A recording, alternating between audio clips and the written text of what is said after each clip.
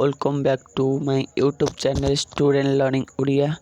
पिला माने आज आम आलोचना करवा नवम क्लास रियल क्वेश्चन पेपर जहाँकि परीक्षा रे 100% आसो। पिला माने शीघ्र देखिद यही क्वेश्चन पेपर गुड़िक रियल अटे। समय सीमा रहे 60 मिनिट, पूर्ण संख्या 50 मार्क एवं सेट ए रा कॉपीराइट व्यवस्थार आलोचना करवा। शीघ्र देखिद पिला माने समय नहीं आ समुद्र तटरे क्यों वृक्ष मानकर सुशोभित आंसर होची तालदमाल। दुईरे कहार रक्त रे उत्कल जननी देह अनुरंजित होता है शत्रुर रक्त रे। कहा मुख अनाई बंचे कवितार व्यवहृत हरिर अर्थ कौन? हरिर अर्थ होची विष्णु। नेक्स्ट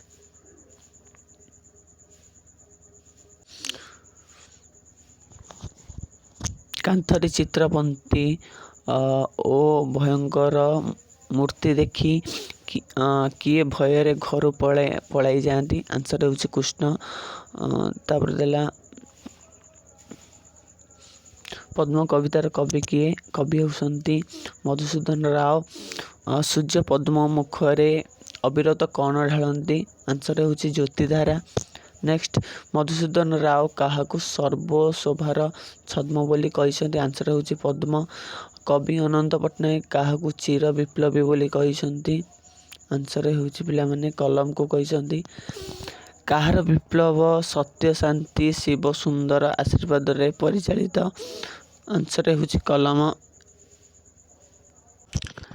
25 नंबर देखंतु ए देश आमर ब्रिटिश गोलाम पाई एटी स्थान नहीं एक विजय कही।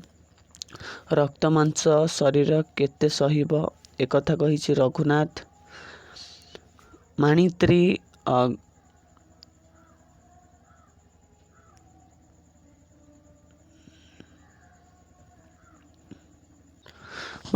गड़र मुंड बोली क्या कहुई? आंसर होची दल बेहरा को।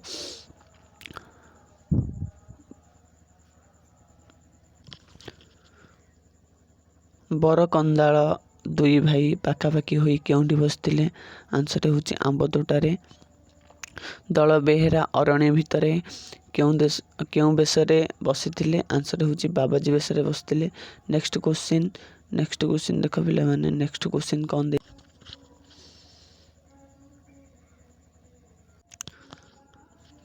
दल बेहेरा को धरी आनिले केते टंका पुरस्कार देबे बोली कंपनी बहादुर घोषणा करथिले? आंसर होची 500 टंका। तापरे एक वर्ण बा एकाधिक वर्ण मिलित होई कौन सी अर्थ प्रकाश करथिले ताको कौन कहंती? वाक्य कहंती। निम्नलिखित केउंटी एक तत्सम शब्द अटे? आंसर होची नदी। कूओ यह क्यों प्रकार शब्द? कूओ होची तद्भव शब्द।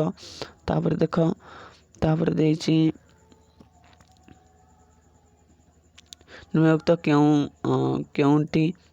क्यों शब्दटी एक पारसिक शब्द? आंसर होची करज।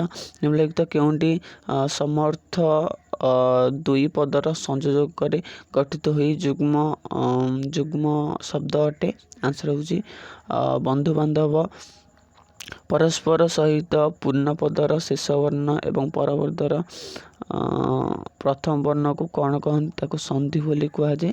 ताको कौन कहा जाए? ताको संधि बोली कहा जाए।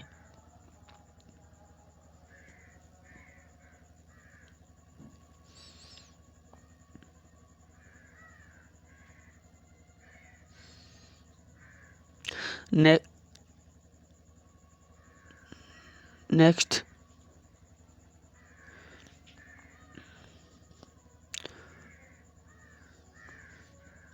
संधि केते प्रकार? ना संधि होची दुई प्रकार।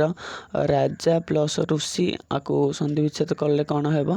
ताको संधि विच्छेद कले राजश्री हेबो।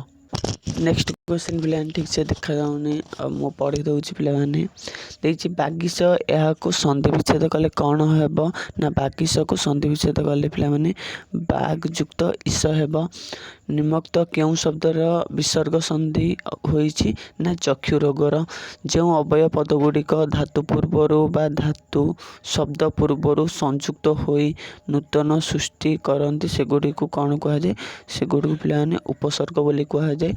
संस्कृत भाषा रे समुदाय केतोटी उपसर्ग प्रचलित 20टी उपसर्ग प्रचलित। नेक्स्ट क्वेश्चन पराहत यही प्रकृति प्रत्यय सुष्ट शब्द कौन ना ताऊ कह जाए पराहत निर उपसर्ग युक्त शब्द कुह आंसर होची निर्मल आंसर होची निर्मल। तापर देख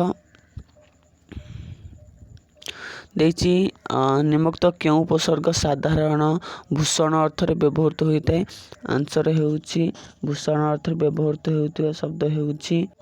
नेक्स्ट निम्नोक्त केउटी उपसर्गटी साधारणतः भूषण शब्दर अर्थ व्यवहृत होता है पिला माने एगुड़िकर आंसर तुम दब ये 45 नंबर क्वेश्चन आंसर तुम कमेंट बॉक्स रे पठेइब। 40 नंबर ये वाक्य मध्य क्रियापद सहित अन्य पद मानकर जो संबंध रही है ताकू कौन कह जाए ताकू कारक बोली कह जाए। संबंध को आधार करी केते गोटी कारक परिकल्पना कराई 6 गोटी। सांप्रदायिक कारक क्यों विभक्त होइछि ना चतुर्थी विभक्त होइछि। नेक्स्ट क्वेश्चन पिला माने देखो नेक्स्ट क्वेश्चन कौन देइछि नेक्स्ट क्वेश्चन देइछि पिला माने संप्रदान कारक क्यों विभक्ति होता है ना चतुर्थी विभक्ति होता है। 49 नंबर 10 टंका गोटे नड़िया रेखांकित शब्दर विभक्ति निर्णय कर तृतीय विभक्ति।